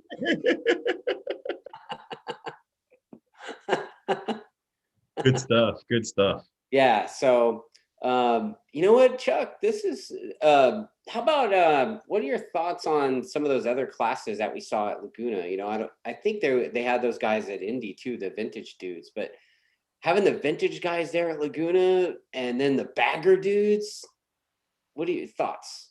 Well, I personally think the way the sport is right now, that as long as the class is neat and organized, I think we need, as long as it doesn't, and I hate to seem selfish, but as long as it doesn't take away from superbike seat time, maybe just a little bit here and there or some of the other premier classes, I think it's just great. Now, I got to tell you that the bagger stuff is not my cup of tea. That being said, if that was my only option to race, I probably would race it. Um, those guys are no joke, dude. No. None of those bikes were piles. They all had beautiful transporters. Um, I thought it was neat. I think, I'm just thinking out loud. I haven't talked to anybody at Moto America about it, but I Yeah. know those guys are going to make, if they don't, I know they're going to have at least one round next year and maybe two or three. As far as the vintage stuff goes, I think that there is an enormous, enormous, enormous following with that. But I think it needs to be structured as you just don't bring a pile of shit to a racetrack. It needs to be structured so that they're good bikes, they're just old bikes. Well, And I walked the pits over there, and I tell you what, man, those guys had their shit dialed. I yep, mean, it was, even Curtis Adams, he was riding that old Honda 750 thing, but right. dude, they had that thing to where you could damn near eat off of it. I mean, it was Yeah, super clean. I think that generation as well, who's into those vintage bikes, some of those older guys, not much older, but some of the older guys, this is the time in their life where the kids are all grown up and they're going to do their thing. And like you said, there's a lot of nice pieces there. There was a time when I went to the vintage festival over here at Barber because it's really close. Oh, those guys could bury us. I mean, Dustin, you can't move. You can't move in the place. You can't Really? move in the place for a fucking week. And just the amount of eyes on a product or on your stuff. Again, I keep on going back to activation, but Yeah. that's a real home run hitter. And I think that Moto America, a lot of people don't know this, but Moto America had a really good plan for Indy and for Laguna. And unfortunately, because of the COVID, those plans were stifled. They're the largest grids, I feel, were going to be those vintage races at Indy. I truly feel that. Yeah. And I think it's okay that they're there. You know, the only thing that I would love to see is on some of the stuff is that the scrutineering's done a bit better. Um, you know, there were some dudes at Indy, you know, and we're watching them on the live feed, and they let off their bike and it stalls, and they go boom, they bump start it, and they're revving it, and the guy clicks it into gear and dumps the clutch, and the brake lever guard goes flying off. It just goes flying off the bike, Oh the wow. brake lever guard. So it's laying in, you know, this piece of billets laying in Well, I pit didn't see any road. of that at Laguna Seca. I don't know if it was a different group of people or what, but I Well, mean, yeah, I'm sure. Um, but I think that especially as I get older, the vintage stuff is more and more up to my area of expertise. You know, getting to bikes in the late '80s and stuff like that now with some decent suspension on it and decent chassis. So I still think that is going to be extremely that class could really be good. I don't think that Moto America needs to own the class, just like the baggers. I think they should be able to set the rules, and I don't think a lot of these guys mind that it's an exhibition race either, because they're just out there trying to have a good time. There's a hell of a storyline in the bagger deal. There's a hell of a storyline in the bagger deal. That could have been a mini series, you know? well, I tell you what, man, I was shocked at how just fast the bagger guys were. Yeah. I mean, they were going faster than the vintage superbike guy with Oh the yeah. trailer riding it, you Yeah. know? So I was super impressed with that. But then also it kind of was like close to my heart a little bit because Eric and Tony from the our CRA American Iron class, like those guys have been coming out to my track days for like the last 3 or 4 years now, and I, I was reminded by Tony and Eric after the race because they were in the bagger race, and they were like, "Dude, this is all your fault, man." And I was like, "Man, that's kind of cool, because I guess before they started riding with us, they had called around, and basically everyone else told them to pound sand."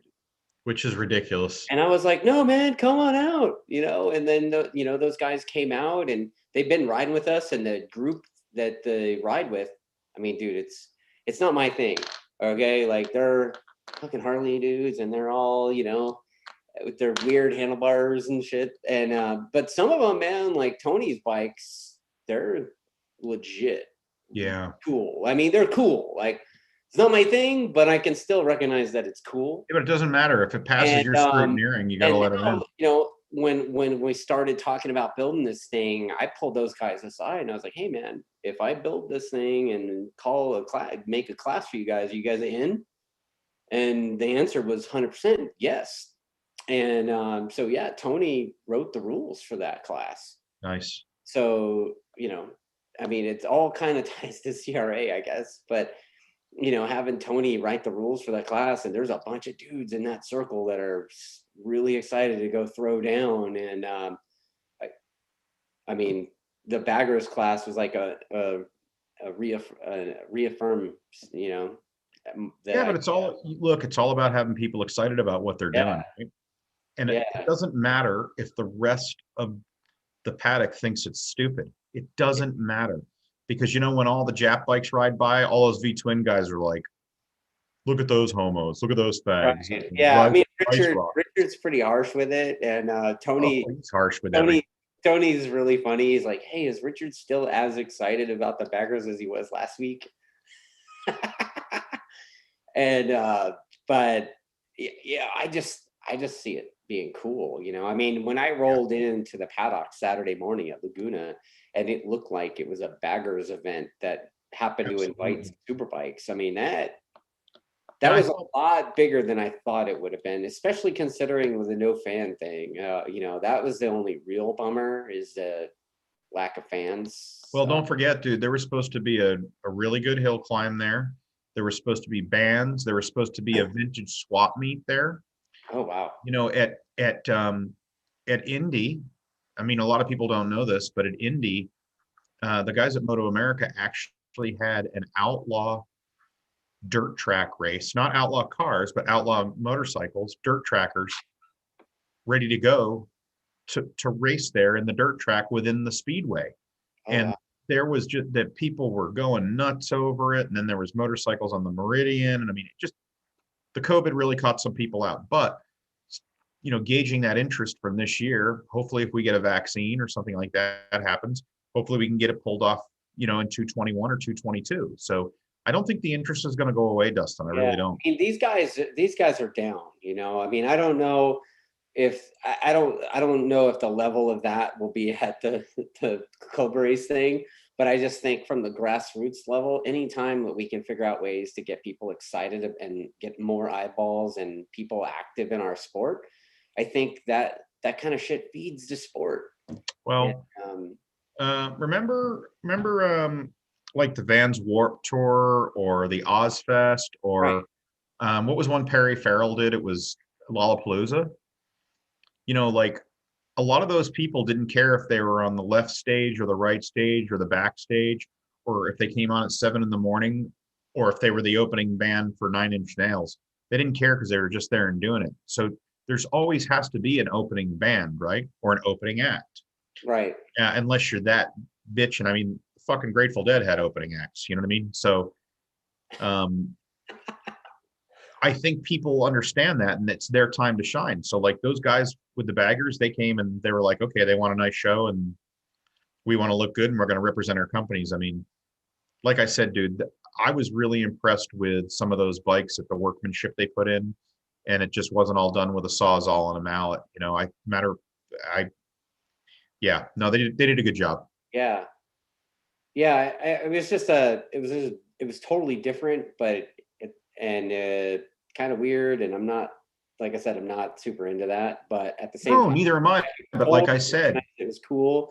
And watching those guys, I mean, even Josh, right? Josh Heron had that whatever bike, and the thing was like not running half the time he was on it, but every time it was running, Josh was doing Josh stuff, right? right, I mean, even after the race, he's doing like a donut on the paddock. Like, right, I mean, that right. kind of stuff draws attention to our sport. And, like it or not, that stuff draws attention to our sport, gets more eyeballs, and hopefully more people spending dollars on the crap that we. Well, I got to agree, as long as it doesn't override the main part of the show, which is the actual road racing. And don't get me wrong, it's not going to take anything away. It's not going to take anything away from Superbike Oh man. or anything like that. But I think as long as it remains to be a clean, like, not shit boxes, not guys in denim jackets, guys with real leather suits on and stuff like that. I So mean, I guess Heron says the man, the myth, the legend on the what? comments. He says, I don't know if he's referring to you, the man, the myth, the legend. Oh shit. Is that what he just typed in? Yes. Right on, man. Well, you know what? This is almost 2 hours already, dude. You want to wrap this up or what? Let's wrap it up. But what I need to know from you, so you can tell everybody, I mean, you're a man of your word, but let's talk about the roundtable for a minute. Yes. Let's talk about the roundtable. Go ahead. So I think you have myself and Richard and Kyle. Chris Ulrich. Yeah, you can throw Chris in there. And I think Melissa. Yeah. I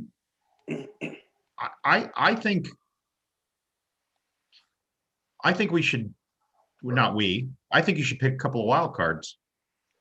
Dude, how much more wild do you need than Melissa? I think you should try and get Barry Gilsonen from Irish Racing. Who? Barry Gilsonen. I don't know who that is. He owns Irish Racing. Celtic. I'm not. Celtic. Barry, I'm so sorry. Celtic Racing. I apologize. Okay. I was like, Italian, what right? are you talking about? But you don't think he has something to bring to? Oh, I'm sure he does. The thing is, like, I don't know that dude. Like, I know you and Richard and Kyle and Melissa. And yeah, I mean, I think we could break it in. Like the first round table could be like that. So I think for this one, I think we should talk about what our little circle has been talking about all the time, and bringing in Melissa can bring in some color. And I got to be honest with you, I'm pretty good when I'm on with you. We do a round table and I'm going to act up.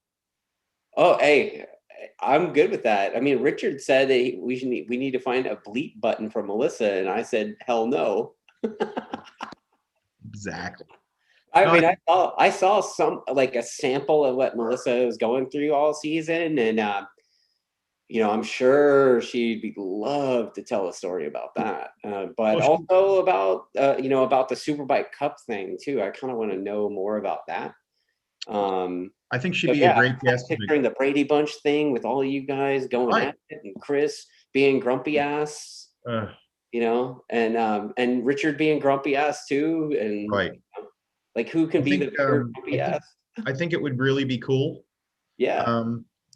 But Dustin, I mean, I know it's just something that you kind of slam together, every once in a while, but I really think that this is how things start happening, you know. Yeah.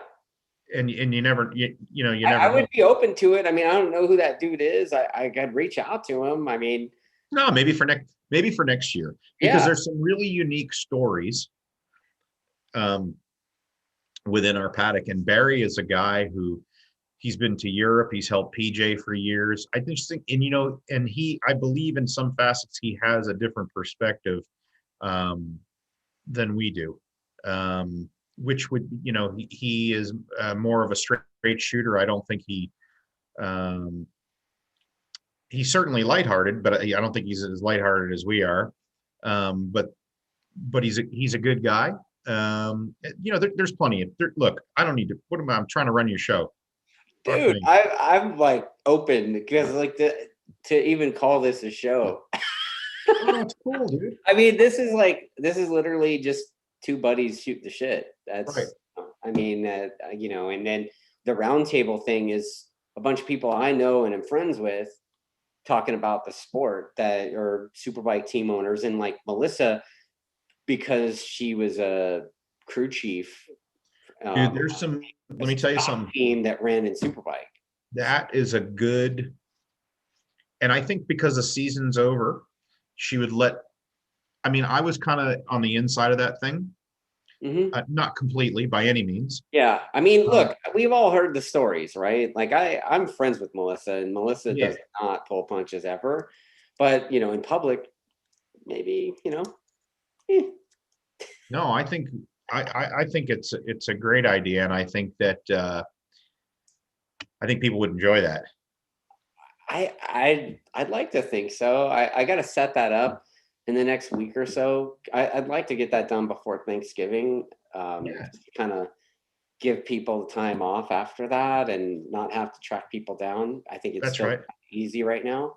That's right. And then I got to figure out a way to get time to work, because I don't know if Kyle's back on the West Coast yet. I think I think he's in Arizona. I do believe that. On or something, right? But when he was in New York, he was pretty adamant that he didn't want to stay up late like you. Yeah. Whatever. Yeah. So Kyle. But yeah, we're totally down to do something like that. And Kyle expressed interest in it already. And man, I love that guy. So yeah, no, it'll be a lot of fun. Yeah, and even Chris. I mean, Chris, he seemed to be into it as well. Well, you can give Chris a trial run. You know what I'm saying? Like if he fucks up, I'm gonna throw him into the fire with all y'all and see. Right, that's what I'm saying. Like if he fucks up the round table, we're gonna vote him off the island. Okay. We're gonna snuff his torch. Yeah, and then with all of us together, we can talk about Corsa Gate and Privateer Superbike Gate or whatever you want to call it. Right. No, I agree. Yeah, I agree. Yeah. Look, I know you got to go. Thanks an awful lot for having me on again. Coming on. It's always a good time talking to you, Chuck, and I love just freestyling with you like this and unfiltered, non-filtered, whatever you want to call it. Hey, thanks for supporting the sport, and for the third time, I love the garb, man. The Yamaha racing and the Blue Crew. we're going to see good things from those guys over the next few years, I think. Yeah, man, I'm excited to keep going with them, and Good. I know you guys are too. I mean, Yeah. and I'm excited to see a metal flake gold Westby Superbike. That's We might have to do that for a one-off deal. You know what I mean? you got to at least, yeah, you got to. Anyway, Oh man, now you got me going because I got some extra body work because it didn't all get smashed this year. Oh, by the way, so I was just gonna tell, or actually you tell Rich, just go, hey, I just gave Chuck my address. He's gonna ship a pan straight to me. yeah. No, just might as well ship it to the shop. The bike lives there, That's right. right? And then I'll send you over a set of body work. Oh You yeah, know, thanks, man. oh yeah, all new, nice new Zeus, everything. Nice little Westby replica, and Wow. you'll send that over to the shop too. I'll Okay. see what I got kicking around. Okay. All right, Yeah, buddy. I know there's some body work over there. I know that dude. I don't know how long it's gonna take Matt to paint the stuff, but I mean, Richard's kind of the boys got to go and start working on it at some point, Right. right? I'm like, hey guys, like the season's over, asshole. Let's go. Right. I had a couple of those calls today from guys that I've been putting projects off. I got this one guy I'm building an R1 for, and Yeah. my IT guy, and he's like, "Hey, so when can I bring the bike by?" And I'm like, "Monday for sure, dude." Yeah. Well, my bike's been sitting over there since before Indy. And Richard was like, "Oh, I'm not going to touch that thing until after Laguna." And I'm like, "Well, it's been 2 weeks now, jerkface." That's right. Hey, by the way, I did a FaceTime with him today. Did you? Holy shit, dude. He has like some 4-day stubble going, and his 4-day stubble is mostly white. And he's got the dark complexion. So when I saw him, when I did the FaceTime with him today, I was like, whoa, it looked like he lost like a shit ton of weight and like he was an old man. I'm like, what the fuck? It freaked me right out. And then when I saw him last Friday last Friday, and I didn't notice that, but that was a week ago. So right. when I was talking to him on FaceTime, I was asking him how to help me import some dyno stuff, some dyno files. So I had the camera spun around to the computer, obviously to the monitor, so he could show me what to do. And then when we were done, I spun it back around, and he's like 30 seconds later, he's all serious, and she's like, "Hey, can you do me a favor and just flip your screen back around? Your face isn't doing it for me." I'm like, "You're an asshole." That's awesome, man. That's The rest of the time I talked to him, he had to look at the keyboard. yeah. All right, buddy. Have a good night, will you?